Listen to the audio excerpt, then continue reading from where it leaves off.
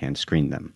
Do we know where police are in their investigation? And also, what has Amazura said about all of this? NYPD didn't officially respond. We had to piece information together from public comments that officials made at community meetings. They said that the system that they had put in place failed because the club didn't follow the protocol that the city set up.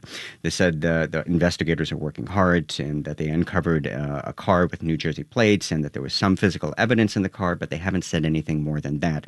Police did release images of the 4 shooters, but that did not result in any tips coming in, according to police. Amazura's owners, they didn't respond to multiple messages, but I did talk to an employee, and they said that the entire club was surprised at the shooting and that they had no reason to suspect violence because it was, it was booked as a wake and not as a party. The employee also questioned why they were being held responsible for a shooting that happened outside the club. He compared it to if there was a shooting outside Madison Square Garden, would they be responsible for that shooting? That's WNYC's Charles Lane. Thanks so much, Charles. No, thank you. WNYC is supported by the John S. and James L. Knight Foundation, helping public radio advance journalistic excellence in the digital age. The Knight Foundation believes informed and engaged communities are essential for healthy democracy. More at kf.org. WNYC is partnering with The Moth to help celebrate our 100th anniversary with an unforgettable evening of stories. I'm Allison Stewart, inviting you to join me for Only in New York at the NYU Skirball Center. Celebrate the city and a century of broadcasting with a diverse group of storytellers who share tales about all 5 boroughs. March 14th at 7:30. Tickets at wnyc.org/events. Marketplace Morning Report is coming up next. And then in 10 minutes at 9 o'clock, it's the BBC News Hour. Let's check in and see what they're working on. What's up, London? Good morning, WNYC. I'm Celia Hatton. On today's News Hour, warnings we could be facing a global trade war. Donald Trump says he'll definitely impose tariffs on the EU as China, Canada, and Mexico prepare their own retaliatory measures. And the football kiss, that's changing workplace culture in Spain. That's BBC News Hour, coming up at 9 on WNYC.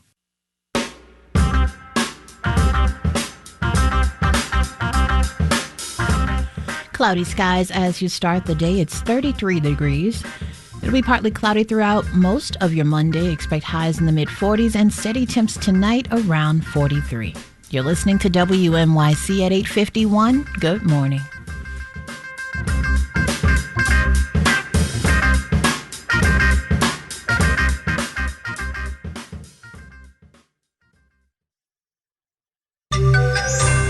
We're watching financial markets digest the promised tariffs that will begin within hours.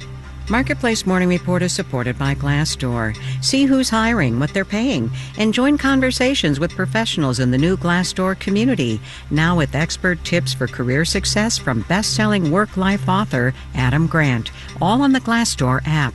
And by Schwab. Schwab offers investors choices like full-service wealth management, self-directed investing options, and trading on Thinkorswim. More at schwab.com.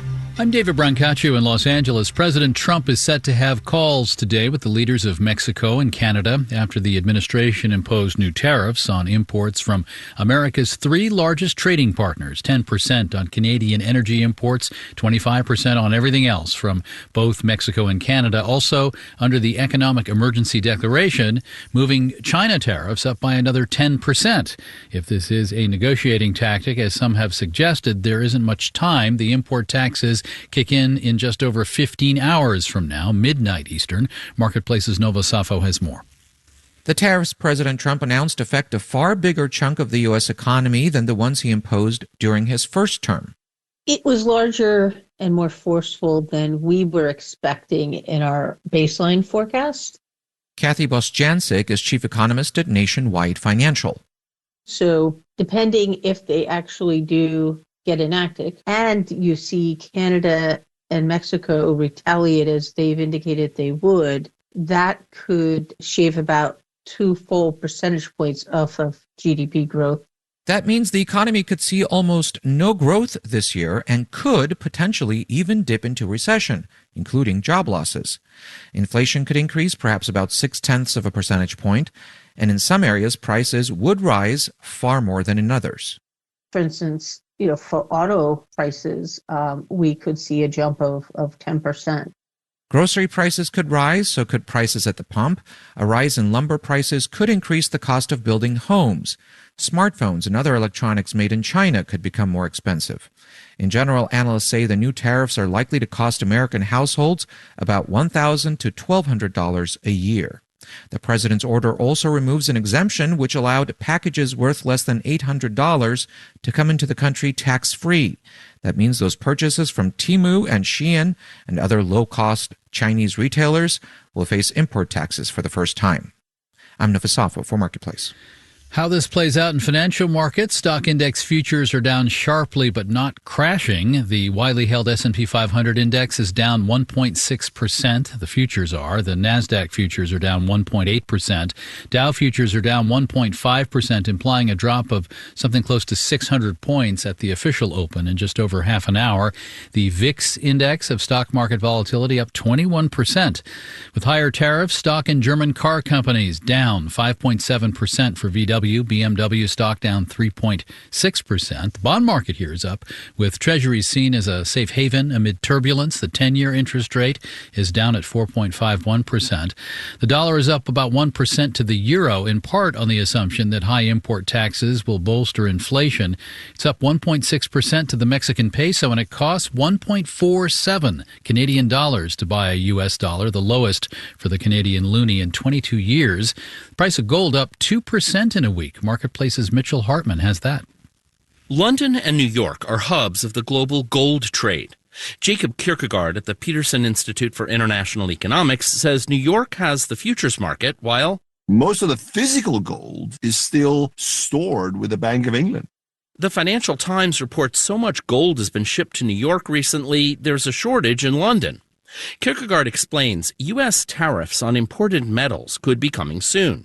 If you're a company that wants to hold gold as a safe haven or needs it for industrial uses, you have an incentive to move it inside the United States rather than in a vault in London.